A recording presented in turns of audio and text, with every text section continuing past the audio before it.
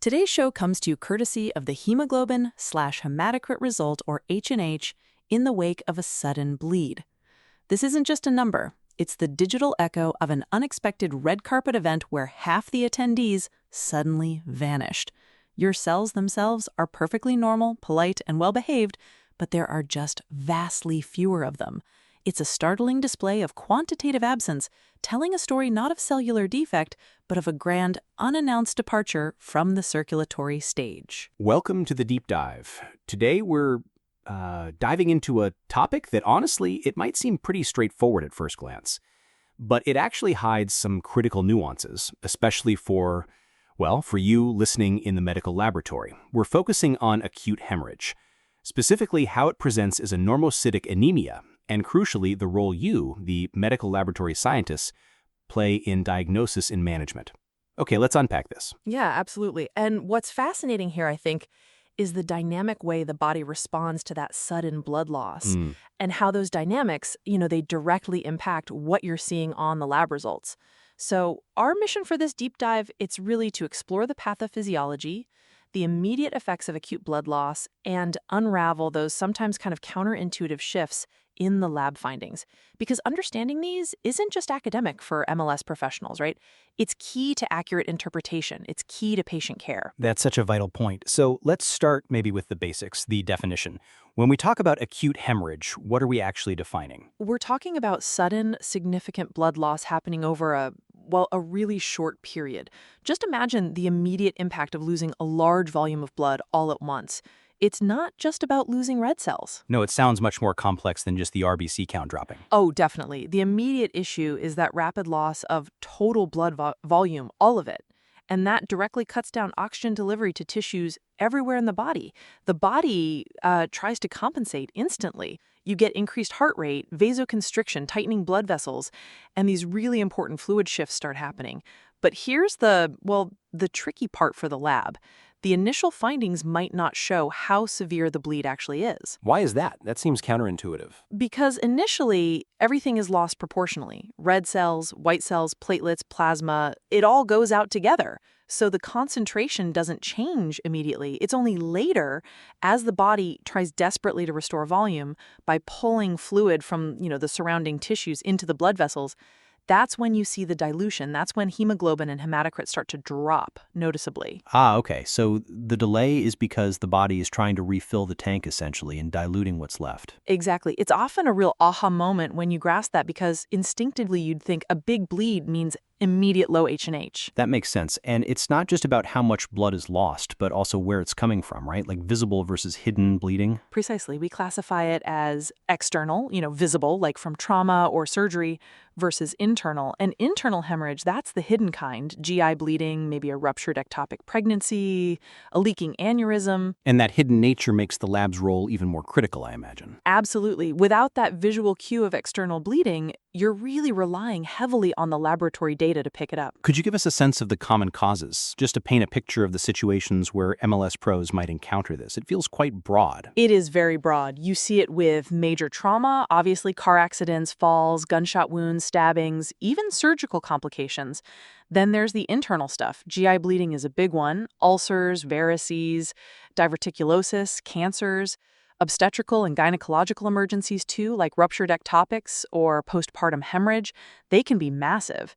Vascular ruptures like dissected aortic aneurysm, that's catastrophic. And don't forget underlying coagulation problems, hemophilia, von Willebrand disease, DIC, disseminated intravascular coagulation, or even just getting anticoagulant therapy wrong. Wow, okay, that's a huge range of possibilities. So when this sudden loss happens, how does the body actually react? You mentioned compensation. That sounds like a real balancing act. It really is a physiological tightrope walk. Yeah, the body throws multiple compensatory mechanisms into gear almost instantly.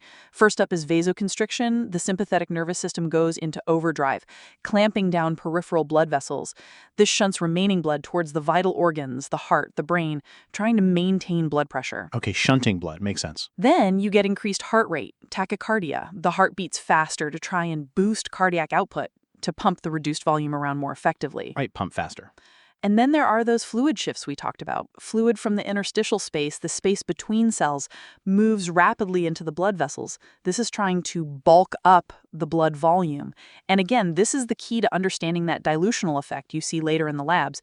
It causes the H&H drop. That fluid shift really is central to the lab picture then. Are there other things happening too? Hormones maybe? Longer-term responses? Yes, absolutely. Hormonally, the body kicks in too. ADH, antidiuretic hormone, gets released to make the kidneys hold on to water. And the RAAS, the renin-angiotensin-aldosterone system, gets activated. This leads to sodium and water retention and more vasoconstriction. It's all about volume and pressure. So short-term crisis management. What about recovery? For the longer term, you get increased erythropoiesis. The kidneys sense the lower oxygen levels and they release more EPO, erythropoietin. That's the signal to the bone marrow. EPO tells the bone marrow, hey, we need more red blood cells, stat. And this eventually leads to that rise in reticulocytes we see a few days later. Okay, so the body is pulling out all the stops. Now, for you listening in the lab, these physiological responses, they often translate into clinical signs and symptoms that might come with a lab request, right? What should people be aware of? Definitely. The clinical picture depends hugely on how much blood is lost and how fast. It's a spectrum. Mild loss, maybe up to 15%. The patient might feel a little lightheaded. Maybe nothing much at all. Moderate loss, say 15 to 30%. Now you're seeing tachycardia, maybe breathing faster, looking pale, feeling sweaty, possibly orthostatic hypotension, getting dizzy when they stand up. Getting more serious. Right. Severe loss, 30 to 40%, marked tachycardia and tachypnea, definite hypotension, restlessness, anxiety, significantly reduced urine output, cool, clammy skin. And beyond that, Life-threatening, over 40% loss. You're looking at severe shock, very low blood pressure, altered mental status, confusion, maybe no urine output at all, loss of consciousness, hypovolemic shock. Those signs are critical context for interpreting lab results. And for internal bleeding specifically, are there particular clues that might really point towards that hidden hemorrhage? Yes, definitely look out for clues like localized pain, could be abdominal pain and distension, chest pain, back pain, depending on where the bleed is. Also, signs of GI bleeding are huge, like melena, those dark tarry stools, or hematochezia, which is bright red blood in the stool, or significant unexpected vaginal bleeding. These are often the things that trigger the whole investigation and send those samples your way. Okay, so now here's where it gets really interesting for the MLS, right? This is where your expertise shines. We know the body can initially mask the bleed, then compensate.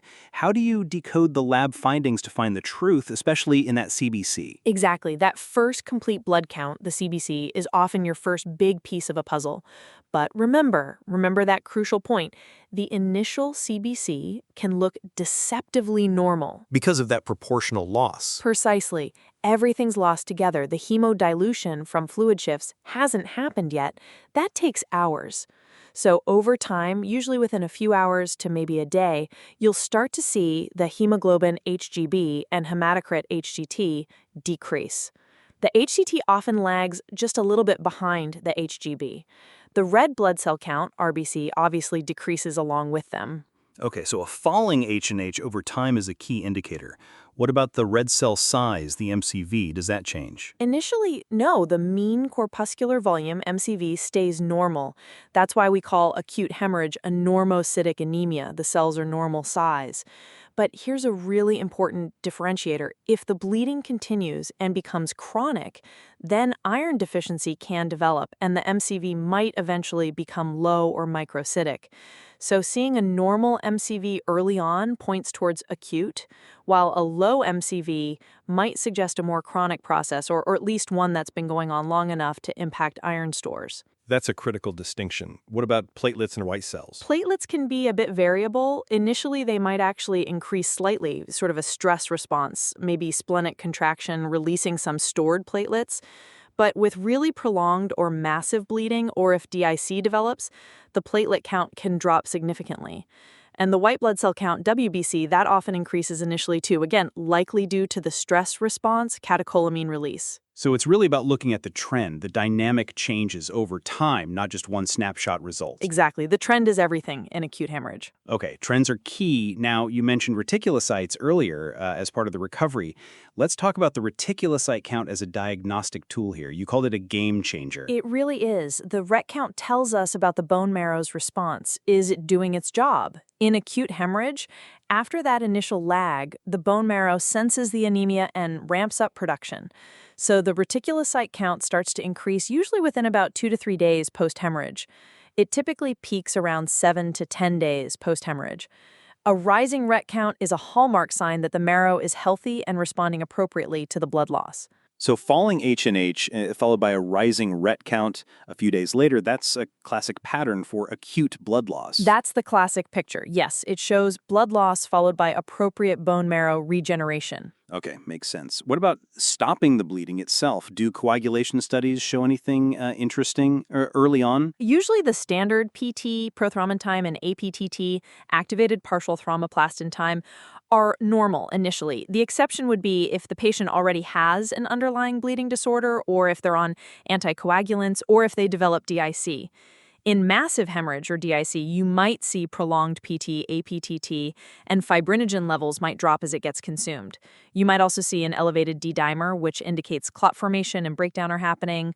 But baseline coag tests are often normal at the very start. Right. And we touched on iron earlier regarding chronic loss. How do iron studies look in purely acute hemorrhage? In the immediate aftermath of an acute bleed, iron studies, serum iron, TIBC, transferrin saturation, ferritin, they'll typically be normal. The changes only happen if the bleeding persists long enough to deplete the body's iron stores.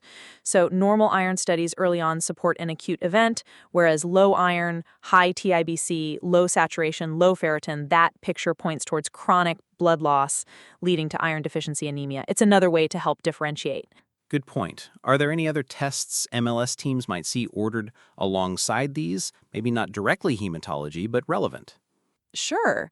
You might see requests for stool occult blood tests, especially if a GI bleed is suspected. And absolutely critical is blood type and crossmatch. That needs to happen fast to have compatible blood ready for transfusion if needed. And then outside the lab, physicians will often order imaging studies, maybe a CT scan, an ultrasound, sometimes angiography to actually find the source of the bleeding. Right, pinpointing the leak. Okay, so let's pull this all together now. How does acute hemorrhage fit into that bigger umbrella of normocytic anemias? It fits right in because, as we said, the red cells are initially normal size. MCV is 80 to 100 femtoliters. That's the definition of normocytic.